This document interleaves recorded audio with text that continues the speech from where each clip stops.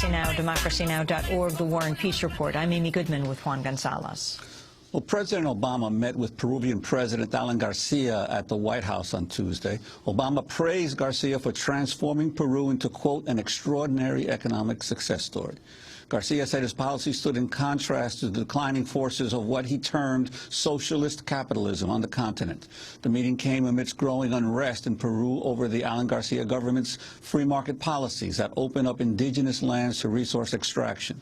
And outside the White House, demonstrators tried to draw attention to Garcia's disregard for indigenous and environmental rights and accused him of trying to sell the Amazon rainforest. The meeting between Garcia and Obama took place 1 year after violent clashes in Bagua, Peru, where dozens were killed when the Garcia government sent military police to suppress indigenous protesters. Among the protesters outside the White House Tuesday was Hollywood actress orianka Kilcher. She's best known for her role as Pocahontas in the Oscar-nominated 2005 film The New World.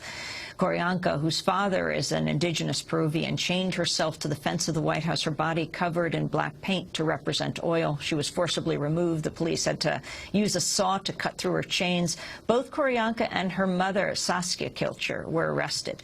Orianka was charged with disorderly conduct, her mother charged with defacing government property. We welcome them both to Democracy Now! Orianka and Saskia Kilcher were released last night. This is their first interview. Orianka, tell us why you chained yourself to the fence at the White House.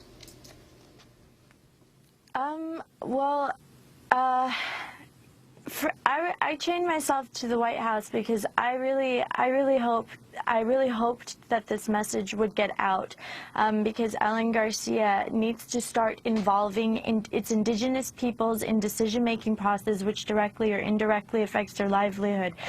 Because the indigenous movement in Peru is very strong, and the indigenous leaders there are more than capable in being involved in decision-making process.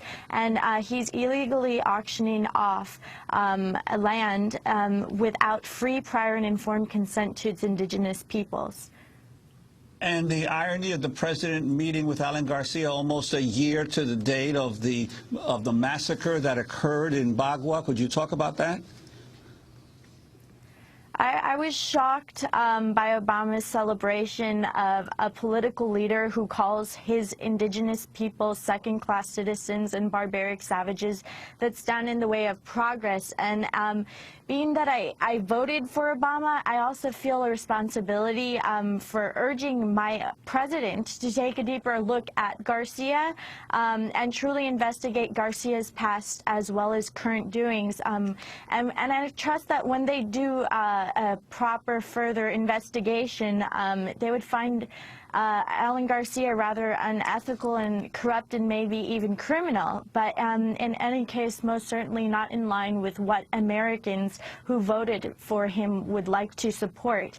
And as a young person who voted for Obama, I hold my president accountable to be the man that I voted for, and I have to say that development is not destruction and human rights abuses are not extraordinary. And we cannot let the environment and people suffer anymore because of politics and greed. I want to go to a clip of the Peruvian indigenous leader Alberto Pisango. He just returned to Peru after almost a year in exile in Nicaragua. Upon his return, he was immediately detained for 24 hours. Although he's been released, the charges against him related to protests he'd led last year that have still not been dropped. He retornado a mi patria, al Perú. I've returned to my fatherland, to Peru, to demonstrate my innocence of the charges against me and to contribute necessary reconciliation of all Peruvians.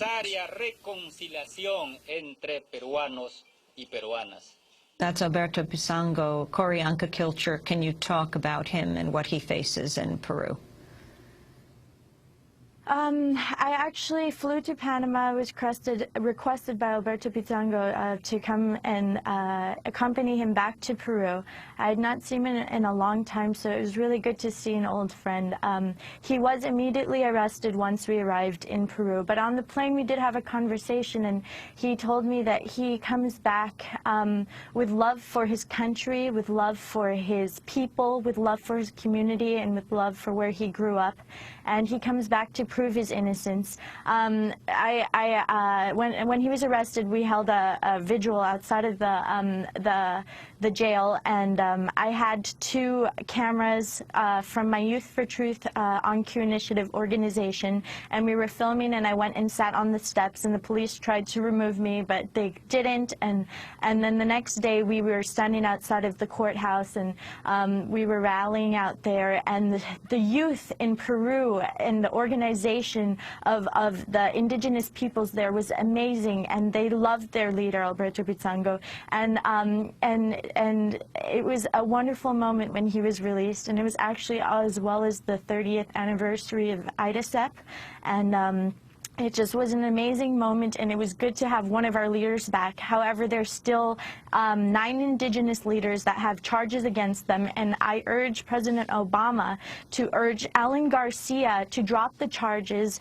against the other leaders, and urge Obama to urge President Alan Garcia to involve indigenous peoples in decision-making process and have the free, prior, and informed consent.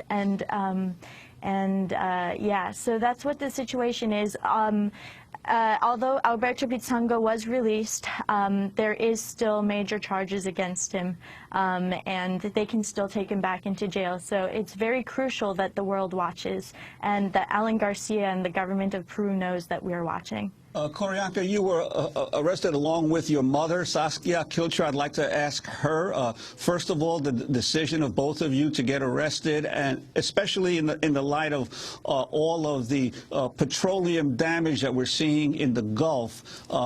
If your mother could talk about the petroleum damage that's occurring in Peru. Well, when Orianka came up with the decision of wanting to, make a strong statement, her youth organization, Youth for Truth in Los Angeles, they went through several scenarios. They decided to take a PVC pipe as well as a heavy-duty chain and do multiple tying downs to the fence. And then actually a couple of the really young members of her organization came up with this wonderful mix of finger paint, vegetable oil, and shampoo, which really looked like what we're seeing in the Gulf. And so Orianka was aware that she is going to have some pretty heavy charges, which, by the way, have been upgraded. She does not have the minor charge, which you mentioned earlier. It is now illegal entry, and they were actually, we heard that they were trying to make both of our charges federal. I don't think it's going to happen, but still they had us separated for a while. They were switching the charges around, but right now I believe that Orianka is charged actually with illegal entry onto the White House property, and the Secret Service and the HAZMAC and a lot of odd agencies seem to be very involved in this whole thing, which of course, being that it was finger paint, we just hope that the charges are going to be proportionate to what BP shall receive for what they're doing in the Gulf. So we're good with whatever we are receiving. We believe in the U.S. justice system to give us what finger paint should get on the sidewalk and give BP what the millions and millions of gallons in the Gulf Coast shall get. So as long as it's proportionate, we're good with it. We just have 15 seconds. Orianka, you are part Quechua, is that right? Yes, I'm proud to be indigenous. I'm half Quechua Huachipaire from Peru. I want to thank you both for being with us, Orianka and Saskia Kilcher. Orianka Kilcher, Hollywood actress, outspoken activist in environmental indigenous issues. Saskia Kilcher, her mother, they both just came out of jail after protesting outside the White House. That does it for our show. Democracy Now! Is produced by Mike Burke, Shufa Dokudusa, Armata, Angela Kamat, Steve Martinez, Nicole Salazar, Hani Masood, Ravi Karen, Mike DeFilippo, Peter Curries, Miguel Noguera, our engineer. Special thanks to Becca Staley, Julie Crosby, Nick Gilla, Hugh Grant, Samantha Chambly, Jessel Noor, John Randolph, Kellen Innocent, Rakim Penny, Vesta Godars. I'll be in Washington, D.C. on Friday evening and Saturday and Sunday in Seattle, Washington. Go to our website, democracynow.org. I'm Amy Goodman with Juan Gonzalez.